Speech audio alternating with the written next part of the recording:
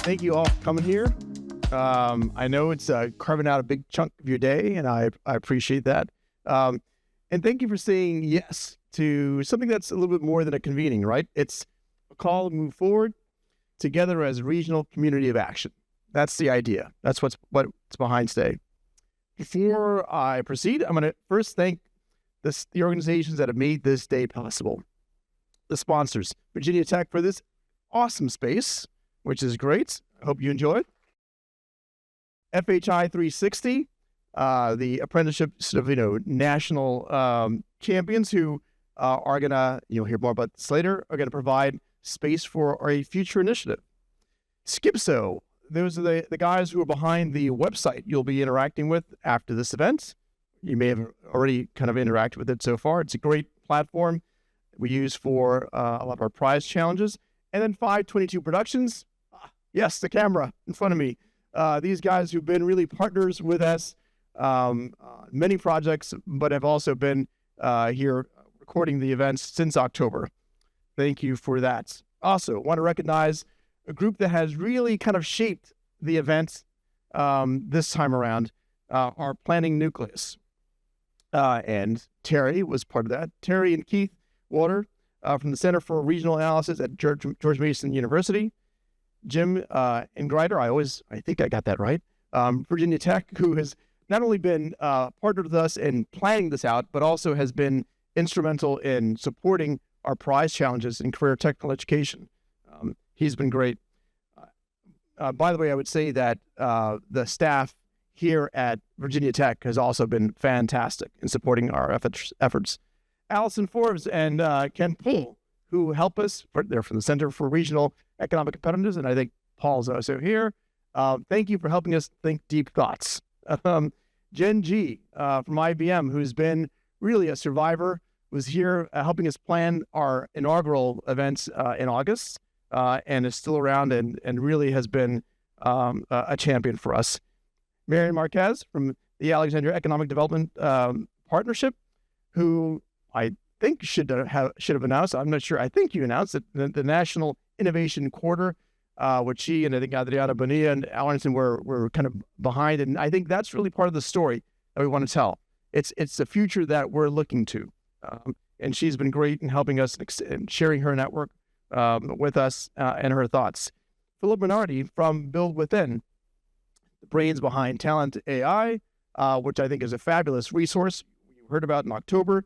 But also guys who are driving apprenticeship programs in Maryland, and you'll hear more about that later. And then finally, the amazing Lisa Shapiro from Go Virginia District 7, who has shared her networks, her critique, her guidance, and we appreciate it absolutely. Thank you, Lisa.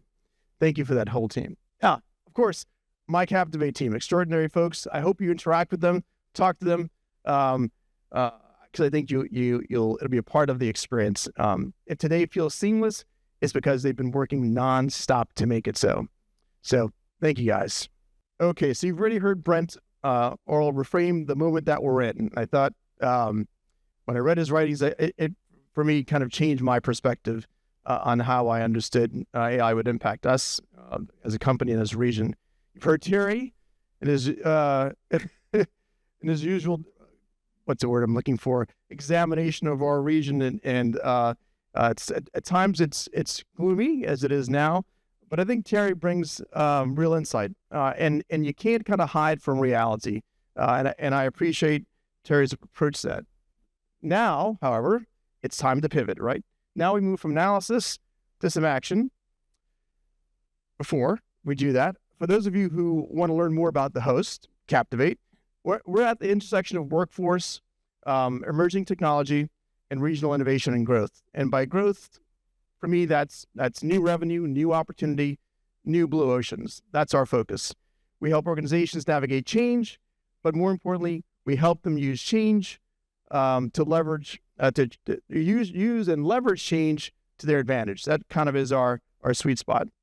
Sometimes that means here locally that we persuade 180 artists at the Torpedo Factory to align around a shared business plan for the future, which I can tell you is either like a root canal or requires ultra-marathonic stamina.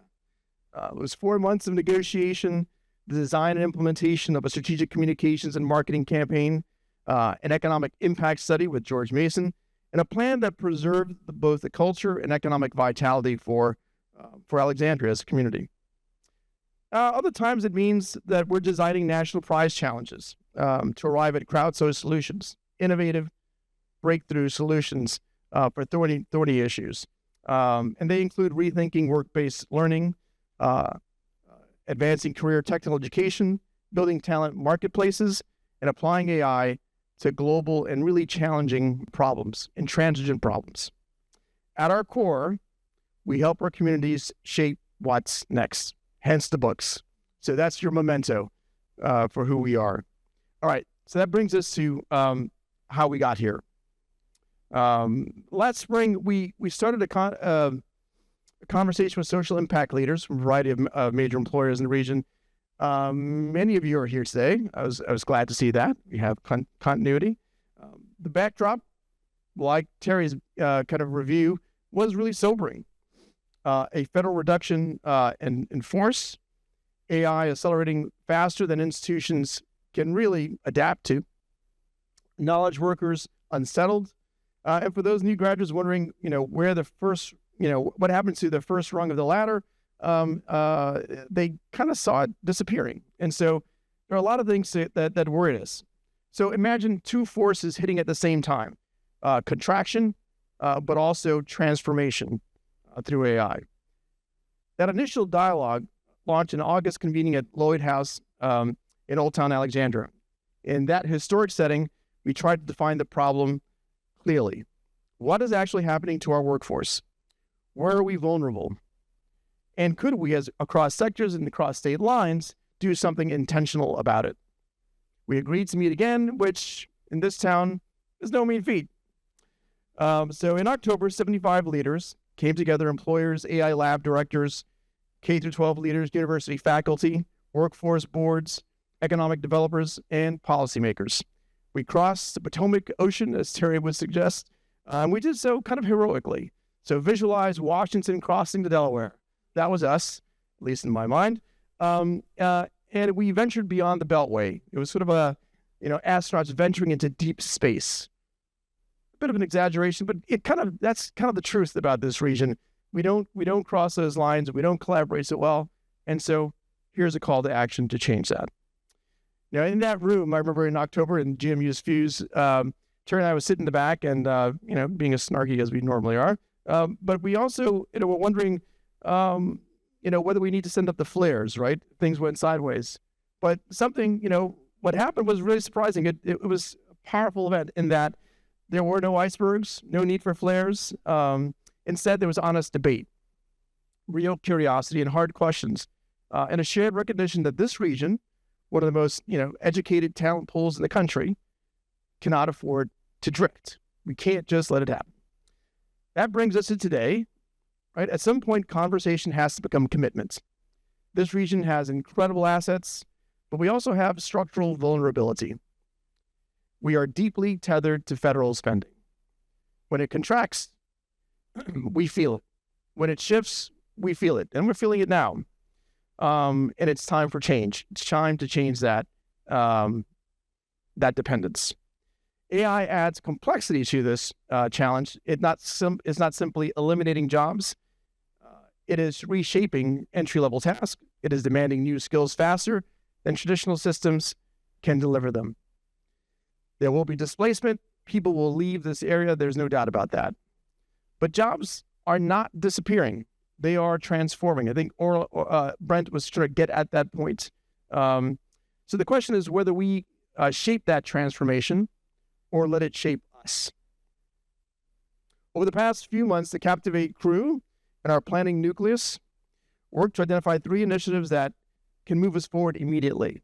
Now, not theoretical frameworks, not another report, initiatives that can begin now and in the present sense, right, to have an impact. Initiatives that invite partnership, initiatives that require shared ownership. Today is designed for engagement. We want your critique, your refinement, your ideas, your resources, definitely.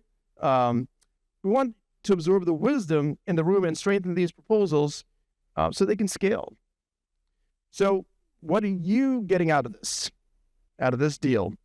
It's an opportunity to join or broaden a purposeful regional network, to build and reinforce alliances that make the DMV more resilient, creating an agile, future-ready workforce, robust markets, that's important, better job opportunities for young grads and others, and more sustainable growth. So ForwardDMV is not a brand. It's not a marketing gimmick by us. It's an intention, and one that we hope you'll glom onto. Because from the fog of panic that marked early headlines about AI, we're beginning to see pathways. There is still turbulence ahead, no doubt, but this region can become a national model for adaptive workforce strategy, one that preserves opportunity, expands access, and leverages AI to create new forms of productivity and prosperity. We can build talent pipelines that reflect how work is actually changing. We can connect displaced workers to emerging opportunities faster, like now.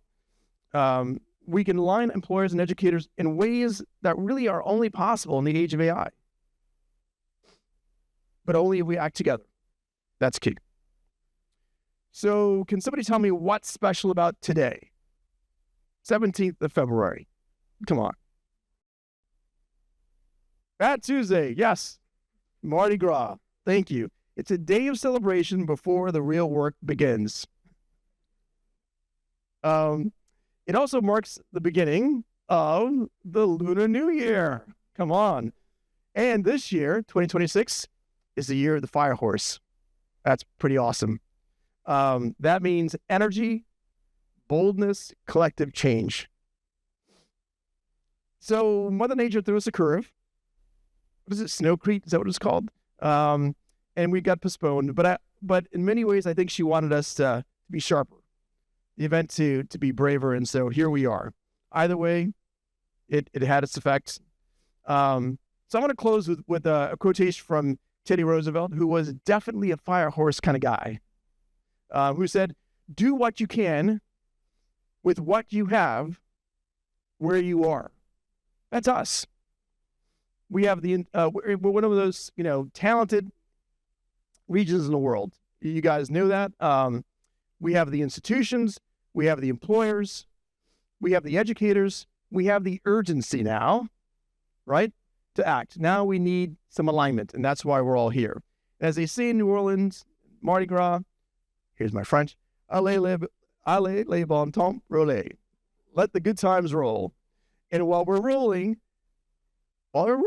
use hashtag ForwardDMV, right, to get the word out about what we're doing here, what we're trying to achieve here. We would appreciate that. Take photos on the wall outside with ForwardDMV and spread the word. Meet someone you haven't met before. I think you'll do that. The room is beginning, in my mind, of new partnerships, new friendships. By the end of the day, my hope is that we leave not just encouraged, but committed. Let's shape what's next together. Thanks.